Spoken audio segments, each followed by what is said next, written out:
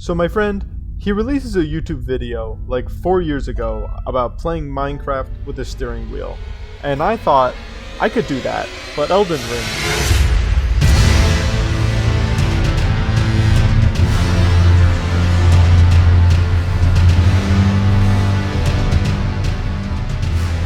The challenge is to beat all of Elden Ring, but I can only use a steering wheel. I can also use pedals and a stick.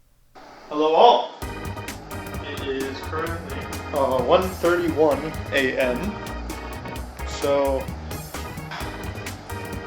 this is it. This is the setup. Be excited to show it to you guys. This is the wheel, this is stick. Pedals, key, 3D printed disc. It's nice, alright? This is Tyler's doing. Say thank you, Tyler. This pedal is going to be W, go forward. This pedal, the one on the left, kind of the most important pedal. That's going to be your dodge roll and your run-in pedal. This is going to be interesting. This is going to let me do the D-pad. So I can go up, left, right, down, and then on the steering wheel, if I turn right, you'll see the mouse goes right. So I actually made the sensitivity really high, so if I'm just a little bit away, you see the mouse moves a little bit.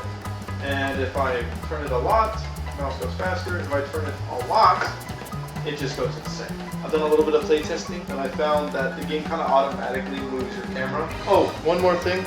Attack pedal. These are going to be your clickers. So if you're on a mouse, I actually flip them. So right is left and left is right, which makes more sense, especially when you're in the game. In the game, your right is your left click, and your left attack is your right click.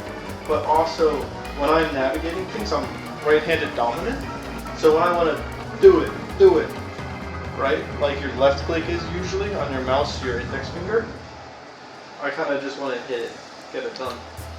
So this is going to be left foot. I'm very excited to announce that I'm going to be the samurai.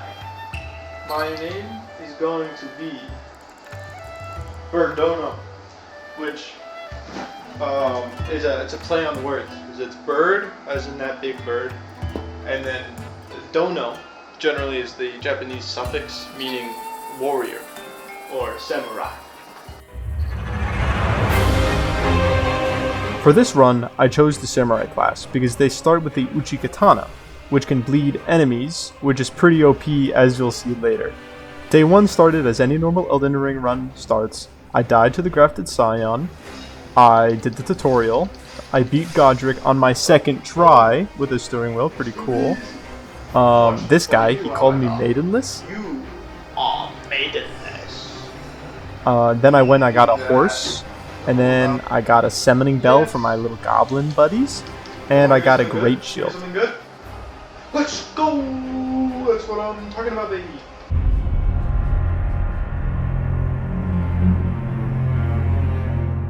So if you haven't put it together yet, the basic idea of this build is I'm gonna hide behind my giant shield as my goblins attack the enemy. And just like my Uchi Katana, I chose the goblins because they can also proc bleed. And day 2 was mostly spent grinding this little camp at the beginning of the game for levels, and putting my points into strength and endurance so I can hold my giant shield. At the end of the night, I was getting a little tired, so I thought I'd just try the first boss, Margaret the Fellowman, once, just to get a feel for it, dip my toes in the water. So here's a look into how that went for me.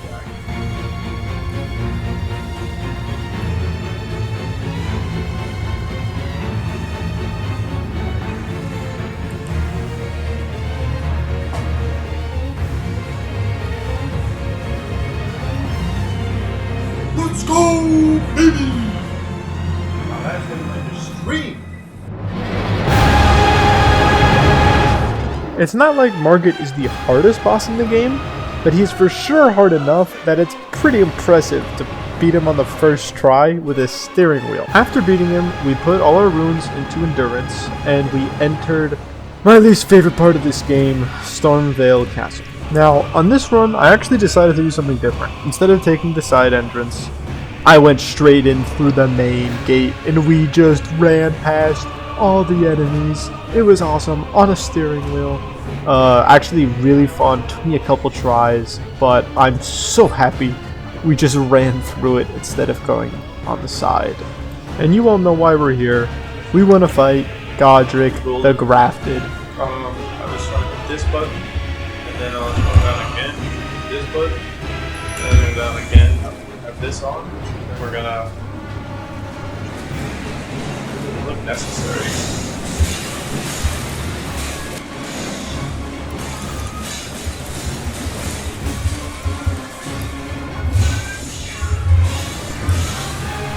Look at that bleeding proc. Wow. We hit that bleed proc perfect timing too. Imagine. Come on. Let's get that. Let's hit that first try. Nope, I'm not getting first try today. I ran straight at him for some reason. Fire will hurt.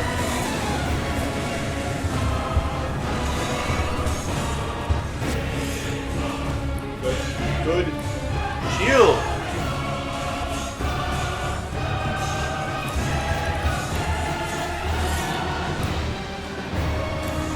Oh, fudge. Oh, there goes Fake. Unless? Gosh, I might be just the luckiest man on the planet. I might just be the luckiest man on the planet, guys. Let's go!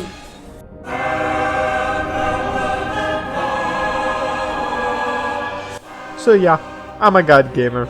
I beat Godric the Grafted on my first try with this terrain wheel. No biggie. After beating him, we went to the lakes, and then we upgraded my Uchigatana to +7. Pretty good, pretty good level. And then we went to the Tree Sentinel, the thing I've probably spent the most time on in this game. We first try him, easy peasy mode, and then we go to this cave with this clean route knife guy. Takes me literally like an hour to beat him. Speaking of an hour to beat, we went to this dragon that takes like 1,000 hits. We got like a bunch of runes from him. We shot this guy. We got the double / Ash of War. And then we went to the middle of the lake and took down some dung beetle in exchange for the blood flame blade. And that was it for day 4. Day 5, secure the keys. And by the keys, I mean the Academy Glintstone key. Which if you didn't know, lets us get into Hogwarts. Which is obviously where we go next. Once we got to Hogwarts, I got into a little bit of a disagreement with the 2 guys in the front. And they beat us over and over again for like a while. So now's probably a good time to explain the build we made in day 4. First, we got this talisman called the Winged Sword Insignia, which raises attack power with successive attacks. Then we got this skill called Double Slash, which I can put on my Uchigatana, which makes us do more successive attacks. Then I got this incantation called Blood Flame Blade, which makes my Uchigatana do more blood damage. And the first person we're trying this build on is the Hogwarts dog. Let's see if I can continue my first try streak.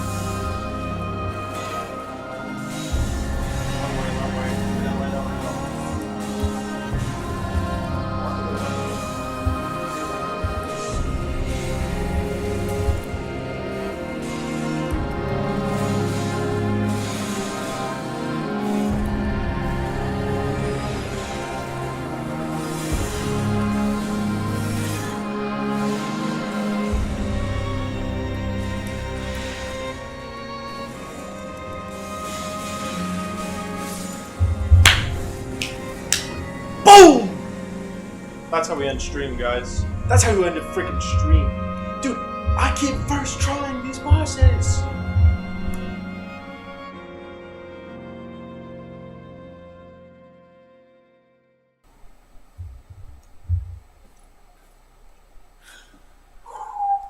Alright, guys. So far, we have first tried all of the major bosses. I'm not sure how much longer we're going to be able to do this. This boss is hard.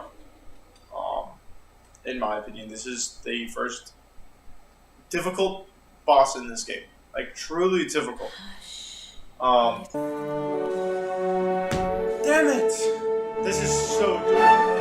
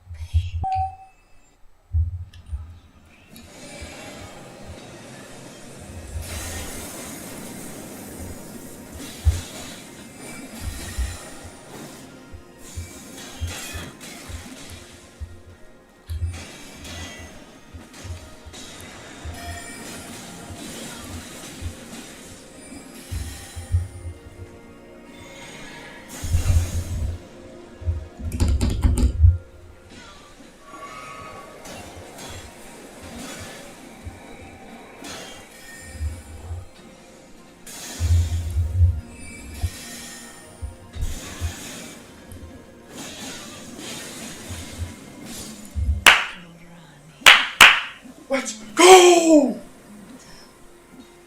Yes! Yes! Even though this build first tried the dog easily, took me a whopping 5 hours to beat Anala. And sadly, it only gets harder from here.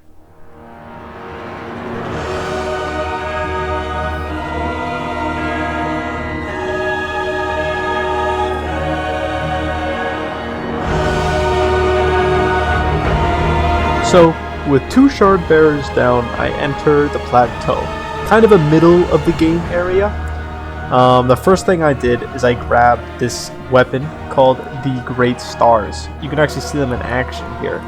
They are just a really big, they're pretty much a big stick with a bunch of spiky parts on it, so it's really good for bleed.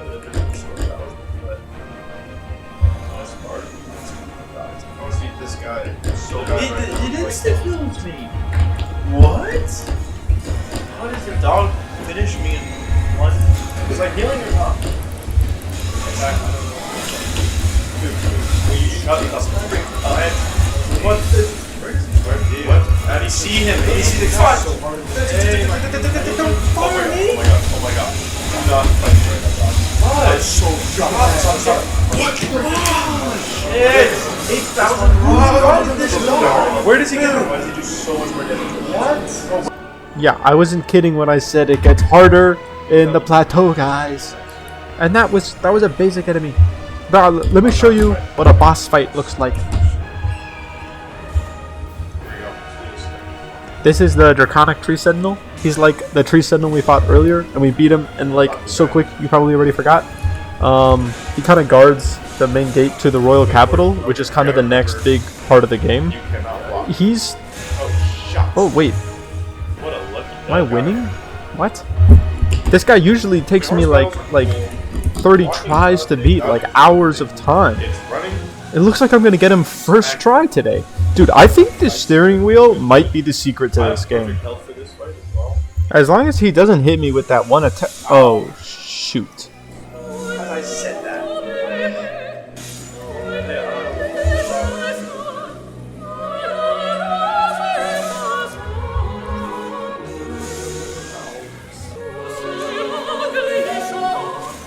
Oh, maybe right now. Right here. Right now. Right here. No! Screw you!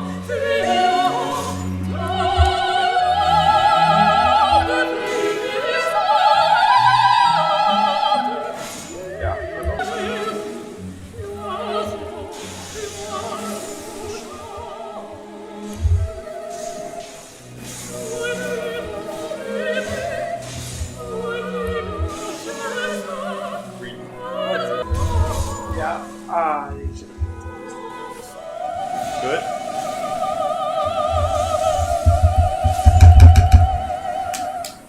Get out of here! Get out of my face, boy! I am the Elden Lord! Well, I am him! Dude, I'm doing better than I did the last time I played this game. Without a steering wheel.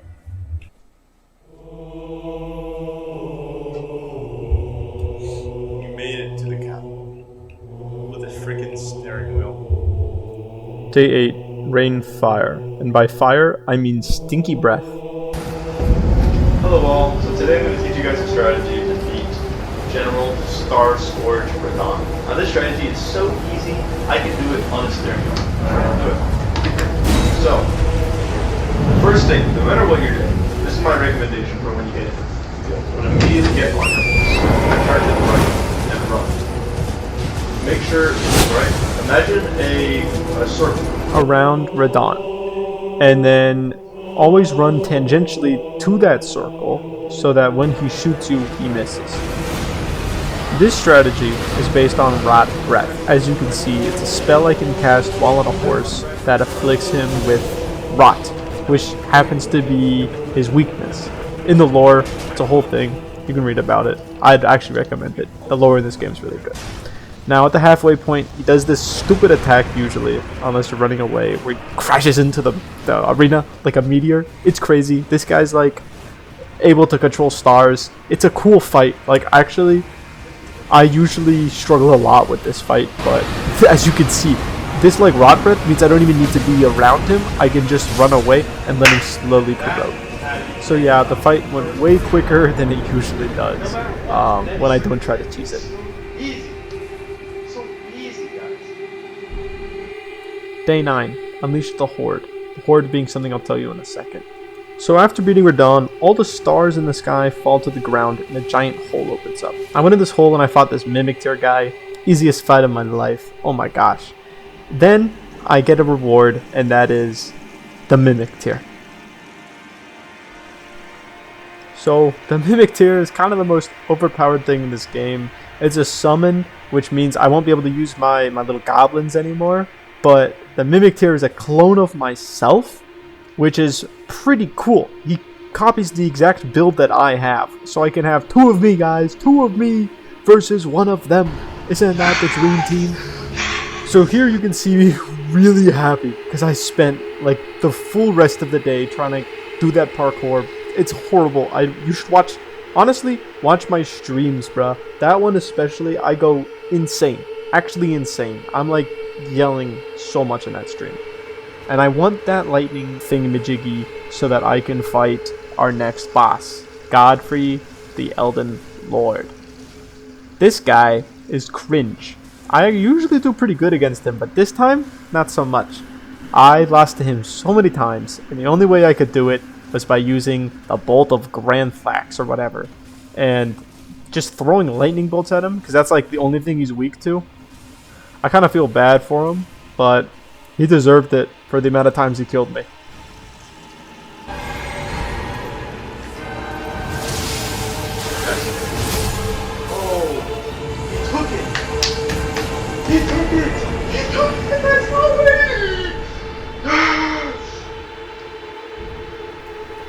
Day 10.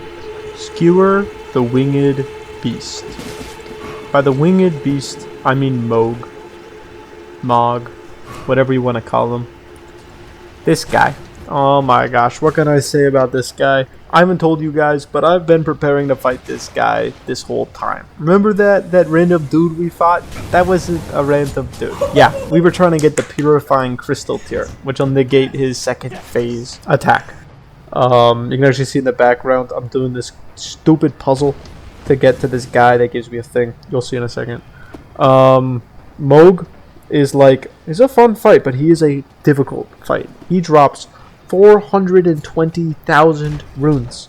Which probably means nothing to you guys, but it is a pretty funny number. So yeah, after going through this maze, I saw this guy with 2 dogs. It's like a little guy. Kind of easy fight. I also got this item called Mog Shackle, which will basically bound Mog to the ground. Took him down, easy peasy. He drops this thing called Lord of Blood's Exaltation. And this means anytime I bleed somebody, I do 20% more damage for like 30 seconds. It's pretty good. So yeah, this is a time lapse of me fighting Mog for like 5 hours of my life with the steering wheel. I'm just now noticing how stupid this video is. But yeah, I fight him for a bit, and it does not go very well. In fact, it goes bad enough that I gave up. So, day 10, we're not skewering the Winged Beast. But we could skewer the Winged Beast's brother?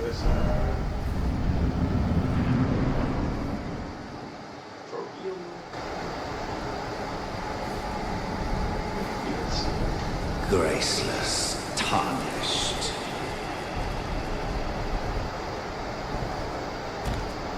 What is thy business with these thrones? Ah, Godric the Golden. I slayed that guy. The twin prodigies, Mikola and Melania. Not mess with them. But I think it's possible to get either of them. General Radahn. Took him out. Praetor Rykard. Luna Princess Rani. I met Ronnie. That counts.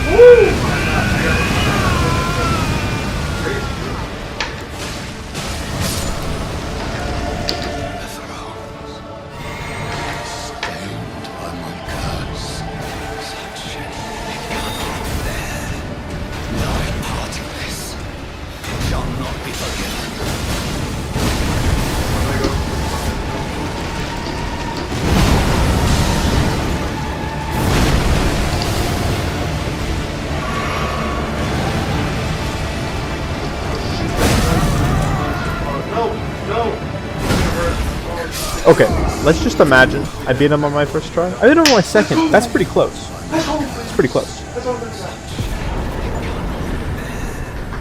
Thy part in this.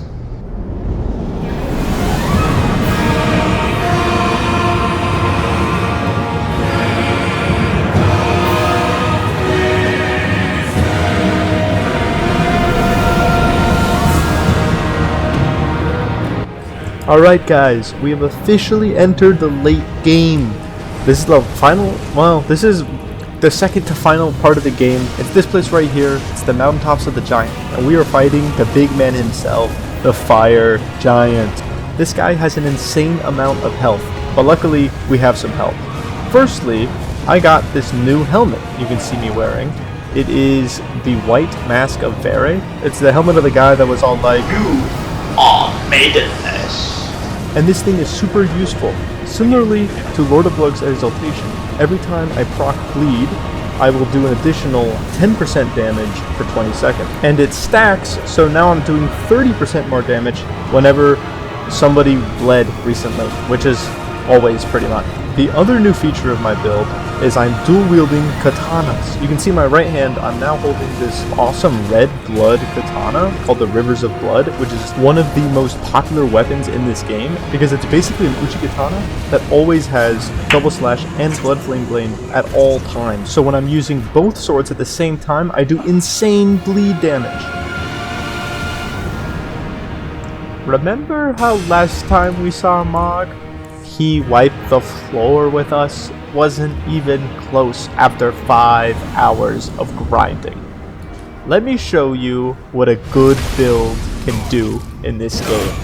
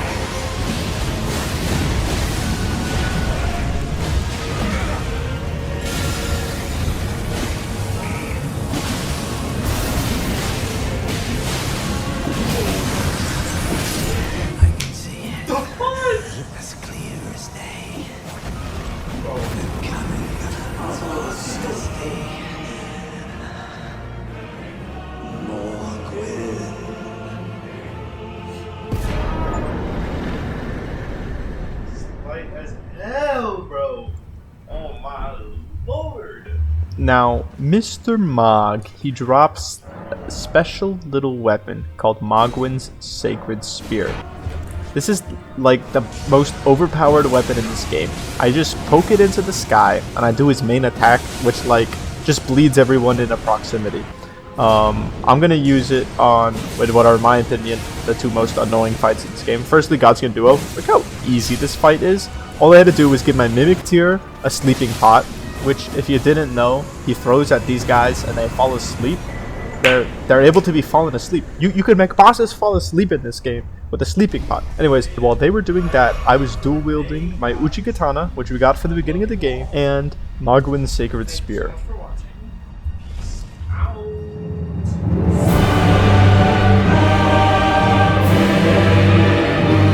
Alright, it's the moment you've been waiting for. I skipped all the work to get here. It took like a stream or two. But it's Malenia.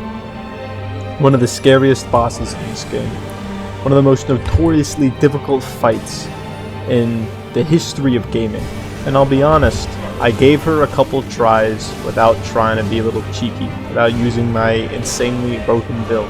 And you can watch those in the VODs if you want. But in my final attempt, I did use a bit of cheesing.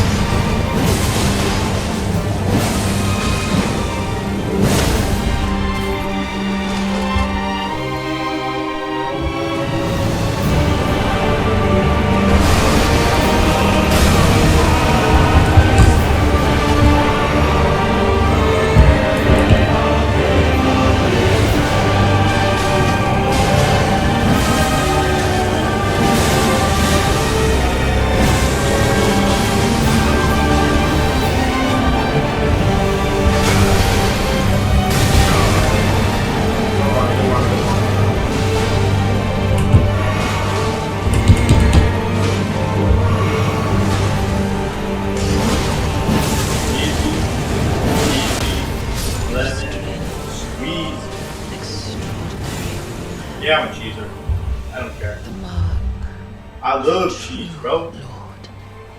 Get your lactose intolerant ass out of here.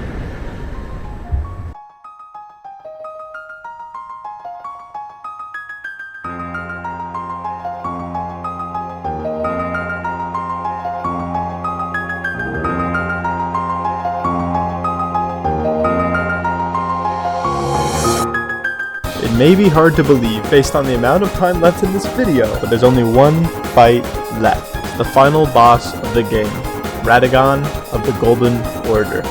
This is, in my opinion, the hardest fight in the game. Let me show you my first of many builds for this fight. I'm going to be using the Winged Crystal tier and the Opaline Hard tier in my Wondrous Physic, which respectively allow me to carry as much as I want and provide a 15% boost to my defense. Next, I'm using an incantation called Flame Grant Me Strength, which gives me plus 20% physical damage and plus 20% fire damage. I'm also, of course, using the Mimic tier, which means we're getting double the damage, but it also means that there's going to be a distraction for him to focus on, hopefully. Another interesting mechanic of the Mimic tier is they will spawn in with whatever weapons and gear you're wearing from when you summon them, which gave me an idea. Since one of the most annoying things about the Mimic tier is they can't use our healing potions, what if we spawn them in with a shield? And to do that, we have to change up our stats a little bit, which means I need to kill this lobster to get a larval tier so I can trade it in with the crazy witch lady from Hogwarts. The reason why I had so many points to put into vigor and mind and endurance is because we will no longer be using a bleed build.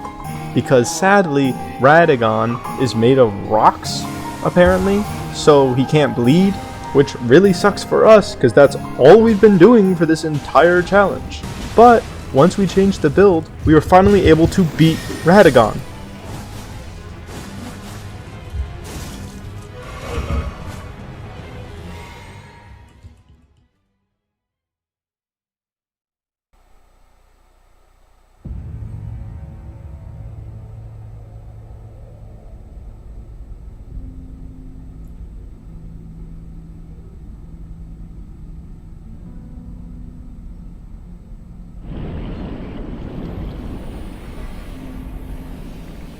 Okay, I'm sorry. I kind of lied about Radagon being the final boss, because he has a second phase, which is literally God, the Elden Beast. So, Radagon's hard and all, but he's nothing compared to the difficulty of the Elden Beast. This beast of a creature has so much health, does so much damage, and is such a long fight that I had to spend 2 streams on him, and these streams were like longer than 5 hours. You'll see in the background I'm using a different weapon. This is Radagon's bow. Remember Radon, the gravity guy from earlier? Yeah, that guy.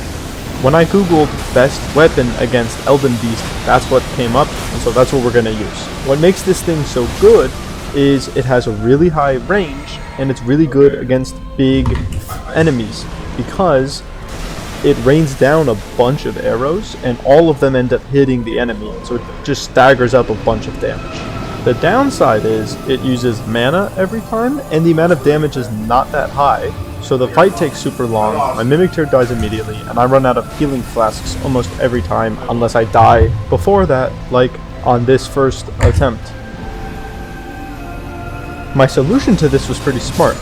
I gave the Mimic tier that bow. You can actually see him using it on Radagon because he can't change off the bow. And in his offhand, I'm giving him a seal that has healing spells so he can heal himself as the fight's going. Sadly, that meant he was less useful during the Radagon fight. So, you know, let me show you how much pain I went through in a fun montage.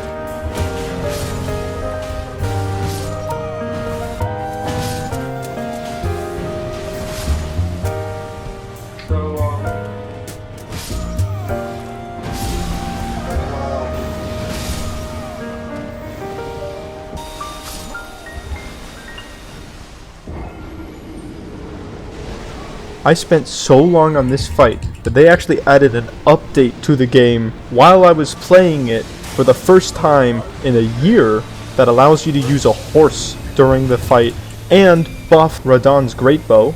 And then they added a horse to the fight. No! But besides that, I also got what is probably the most useful thing in this fight, an incantation called Lord's Divine Fortification, which increases holy damage negation by a whopping 60%. You heard me. 60% of the damage that they do to us will be negated. And keep in mind, the Elden Beast does 100% holy damage. So that, combined with our Opaline Crystal tier, our Halic Drake Talisman, the 4 armor pieces with the highest holy damage negation in the game, plus a talisman that buffs our bow, and enough strength that we do twice as much damage as we did the first time we entered the Elden Beast fight, means we might just be able to beat all of Elden Ring with a steering wheel.